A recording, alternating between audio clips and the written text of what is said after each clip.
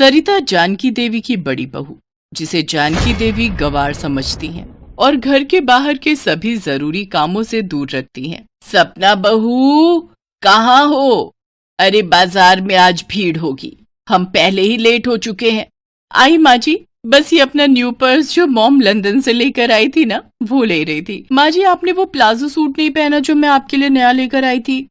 अरे बहू, मुझे साड़ी में ही आराम मिलता है। चलो ठीक है, कल वो पहन लूंगी। अब चले, दिवाली की शॉपिंग के लिए बहुत समय चाहिए होता है। हाँ हाँ चलिए। माँ जी, रात के खाने में दाल चावल और सूखी अरबी की सब्जी बना लूं?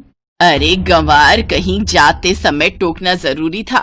रहेगी तो बिल्कुल गंवार की गंवार ही, बना ले जो बनाना है। माँ जी, सरिता भाभी हमारे साथ दिवाली शॉपिंग पर नहीं जाएंगी? कैसी बातें करती हो बहू, तुम तो मॉडर्न हो। तुम जानती हो तुम्हारी जेठानी गंवार है, इसे कोई अक्ल थोड़ी है बाजार में शॉपिंग करने की। चलो, बहुत देर हो चुकी है पहले ही।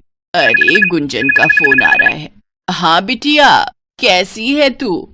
मैं ठीक हूँ। हाँ हाँ हाँ, सब ठीक है। अच्छा चल ठीक है, मैं तुझे शॉपिंग से आकर बात करती हूँ। क्या कहा? जरूरी है। हेलो हेलो, कट गया। अब मिल नहीं रहा, आकर कर लूंगी।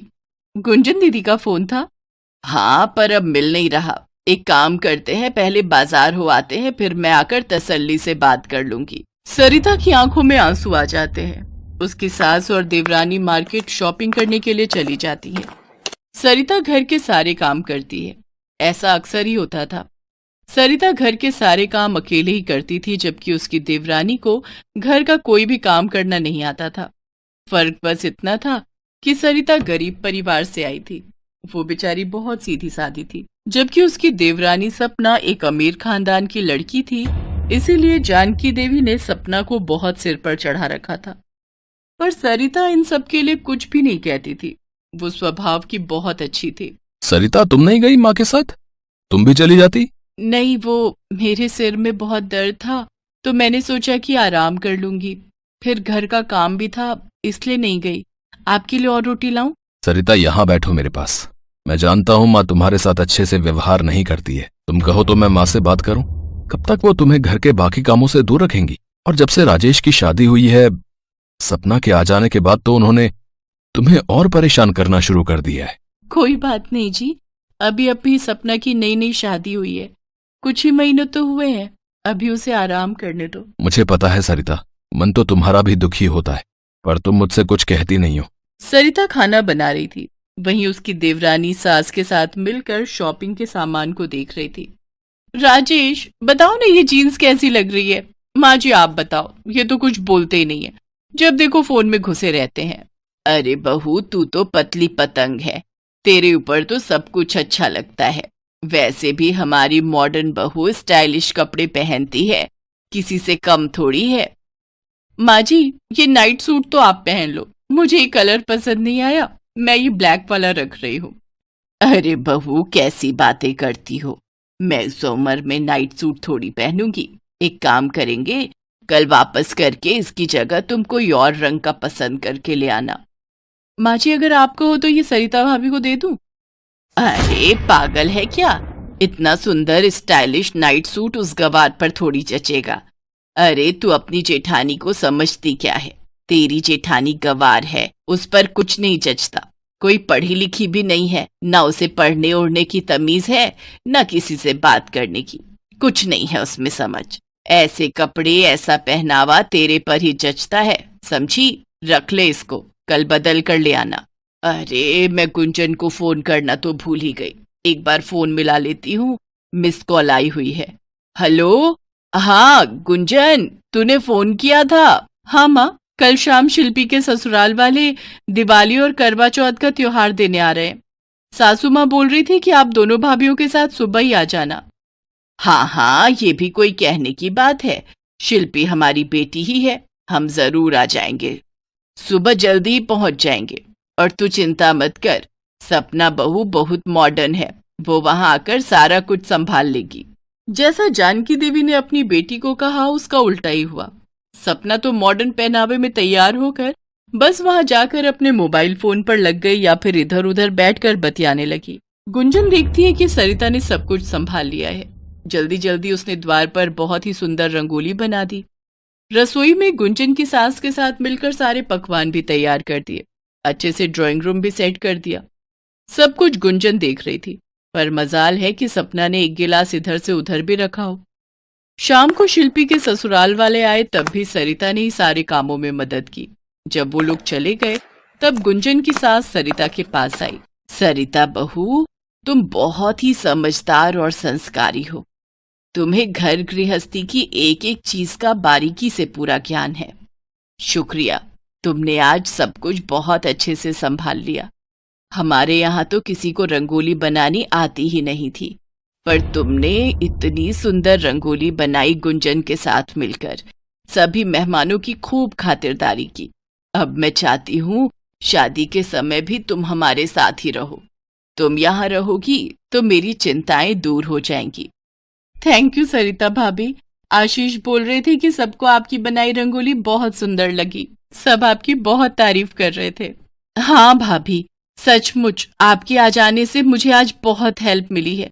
सब लोग बहुत खुश होकर गए हैं। माँ, तुम बहुत लकी हो जो तुम्हें सरिता भाभी जैसी बहू मिली। सबके मुंह से सरिता की तारीफ सुनकर जानकी देवी एक पल के लिए सोचने लगती है कि वो गलत थी, जो हमेशा सरिता को गंवार कहकर उसका अपमान करती रही। पर आज सरिता ने अच्छे से सब कुछ संभाल लिया था। जानकी देवी को अपनी गलती का एहसास हो गया था और वो अपनी गलती को सुधारना चाहती थी। माँ जी, आज आप और मैं मिलकर रसोई में इतना सारा काम कर रहे हैं। सरिता भाभी कहाँ है? मुझे रसोई में बहुत गर्मी लग रही है। मैं थोड़ी देर जाकर सो जाऊं? आज सरिता और अजय घूमने के लिए गए हैं। मैंने उन्हें पिक्चर देखने भेजा है। कितने सालों से वो दोनों एक साथ कहीं घूमने नहीं गए थे, और तुम तो हमेशा राजेश के साथ जाती रहती हो। इसलिए आज तुम घर का काम करो, मैं भी तो कर रही हूँ। अरे, दोनों मिलकर करेंगे तो पता भी नहीं चलेगा कि माँ जी को क्या हो गया है। कल तक तो सरिता भाभी को गंवार कहती थी, मेरे आगे पीछे डोलती थी। आज उल्टा ही चल रहा है।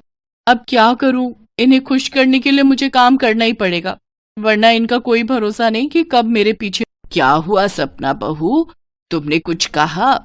नहीं नहीं, कुछ नहीं माँ जी।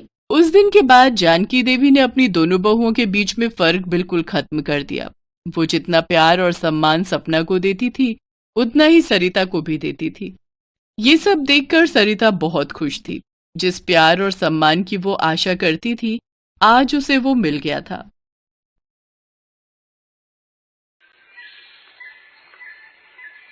गोपाल बहुत मेहनत से दिन रात चूड़ी बनाता और ठेले पर बेचता। उसके पड़ोस में रहने वाले योगेश की श्रृंगार बिंदी और चूड़ियों की बड़ी दुकान थी, जो बाजार के बीच में पड़ती थी। योगेश गोपाल जैसी बढ़िया और सुंदर चूड़ियां नहीं बना पाता था। एक बार, गोपाल, मैंने तुझे कितनी बार बोला है, पैसा मेरे पास है, दिमाग तेरे पास। तू मुझे अपनी चूड़ियां बेच दिया कर। तू सारा दिन ठेले पर चूड़ी बेचता है और थोड़ी बहुत ही बेच पाता है। योगेश भैया, मुझे इस काम में खुशी मिलती है। भले ही थोड़ा कमा लूं, पर अपनी चूड़ी खुद ही बेचूंगा। ठीक है भाई, तेरी मर्जी। मैं तो सोच रहा था तेरी थोड़ी मदद कर दूं। योगेश भैया, मेरी किस्मत का कोई छीन कर नहीं ले जा सकता। अगर मेरी किस्मत में भगवान ने कुछ अच्छा देना लिखा होगा, तो वो मुझे मिल ही जाएगा। योगेश चालाक दुकानदार था। ये बात गोपाल अच्छी तरह जानता था। घर पहुंचकर गोपाल ने ये बात अपनी पत्नी रजनी और बेटी सलोनी को बताई। बापू, आपने सही किया।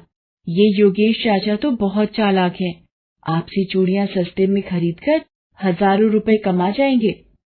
सलोनी सही कह रही है, हम 2 रोटी खाकर ही सुखी हैं। हमें योगेश के चक्कर में नहीं पड़ना। ये तुम्हारी बनाई चूड़ियों के बीच अपनी कच्ची चूड़ियां भी मिलाकर बेचेगा। तभी सलोनी गोपाल को कुछ दिखाती है। बापू, ये देखो, गांव में चूड़ियों की एक प्रदर्शनी लगने वाली है। जिसकी चूड़ियां सबसे अच्छी होंगी, उसे 5,000 रुपए का इनाम मिलेगा। बापू, क्यों ना तुम भी अपनी बनाई चूड़ियां दिखाकर इस प्रदर्शनी में हिस्सा लो? अरे बिटिया, मैं भला क्या जीत पाऊंगा? बहुत लोग लाइन में लगे हैं जो जीतना चाहेंगे। अगर सलोनी कह रही है तो तुम हिस्सा ले लो, इसमें क्या बिगड़ जाएगा? सलोनी और रजनी के कहने पर गोपाल प्रदर्शनी में हिस्सा लेता है। योगेश भी अपनी बनाई चूड़ियों को प्रदर्शनी में लगाता है। आसपास के गांव के बहुत लोग प्रदर्शनी देखने आते हैं। बताओ, है कितनी अलग अलग तरह की चूड़ियां देखने को मिल रही है? हाँ, और सब तरह तरह के रंग की और डिजाइन वाली है, देखो। लोग प्रदर्शनी देख रहे थे, तभी वहां एक गाड़ी आकर रुकती है और उसमें से एक आदमी और एक औरत बाहर आते हैं। ये देखो सुमन, मैंने कहा था ना, हमें यहाँ पर चूड़ियों की बहुत सी वैरायटी देखने को मिल जाएगी। लगता है अब गांव में काफी कुछ बदल गया है। प्रदर्शनी तो काफी अच्छी है। विनोद जरा रुकना। भैया, ये चूड़ियां आपने खुद बनाई हैं? बहुत सुंदर दिख रही है। जी, मैं बहुत सालों से चूड़ी बना रहा हूँ। सीमा, वाकई ये चूड़ियां टिकाऊ भी दिखती हैं। हम इन्हीं चूड़ियों का ऑर्डर दे देते हैं। एक काम कीजिए भैया, इन चूड़ियों के 10,000 सेट आप मुझे 15 दिन में तैयार कर दीजिए, और ये आपके 20,000 रुपए एडवांस। ये सब अचानक इतनी जल्दी हुआ कि गोपाल थोड़ी देर के लिए सोच में पड़ गया। आपका बहुत बहुत शुक्रिया। मैं तैयार कर दूंगा साहब, आपका ऑर्डर तैयार कर दूंगा। विनोद और सीमा प्रदर्शनी में जज बनकर आए थे, पर उन्हें गोपाल की चूड़ियां इतनी पसंद आई कि गोपाल को 5,000 का इनाम भी दिया और 10,000 चूड़ियों का ऑर्डर भी। ये सब देखकर योगेश के तन मन में आग लग गई। ये भिखारी, इसकी इतनी औकात, ये चूड़ियों का ऑर्डर पूरा करने लायक ही नहीं रहेगा। गोपाल रजनी और सलोनी को सारी बात बताता है। वो भी ये खबर सुनकर बहुत खुश होती हैं। चलो, मैं जरा कुछ सामान लेकर आता हूँ, फिर कल से चूड़ी का ऑर्डर शुरू करूंगा।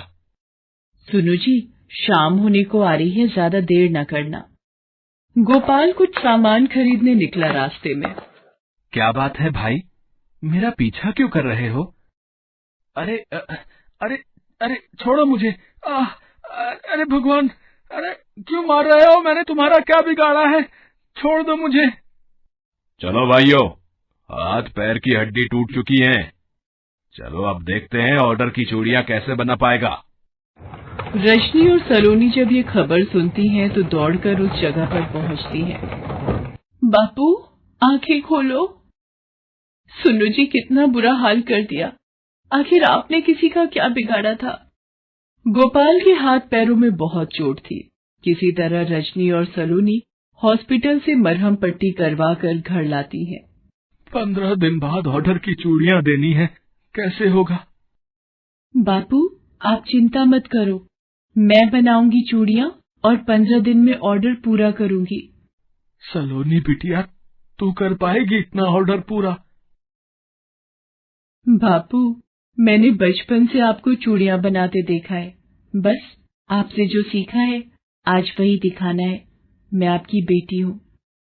सलोनी, इस काम में मैं भी तुम्हारी मदद करूंगी। सलोनी भगवान का आशीर्वाद लेकर चूड़ियां बनानी शुरू करती है और दिन रात मेहनत करके 15 दिनों तक चूड़ियों का ऑर्डर पूरा कर देती है। सलोनी मेरी बच्ची, तूने आज अपने पिता का नाम रोशन कर दिया। तेरी बनाई चूड़ियां शहर भर में मशहूर हो रही हैं। सुनो जी, भगवान का शुक्र है अब आप भी ठीक हो रहे हो।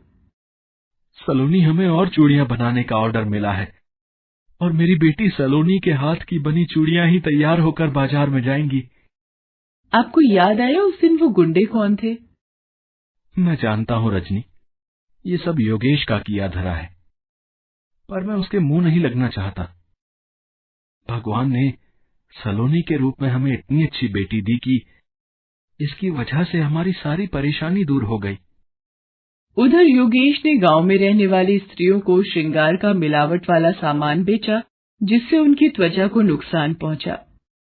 सिंदूर, लिपस्टिक, काजल, पाउडर उपयोग करने से त्वचा संबंधी रोग हो गए। पुलिस ने योगेश की दुकान सील कर दी।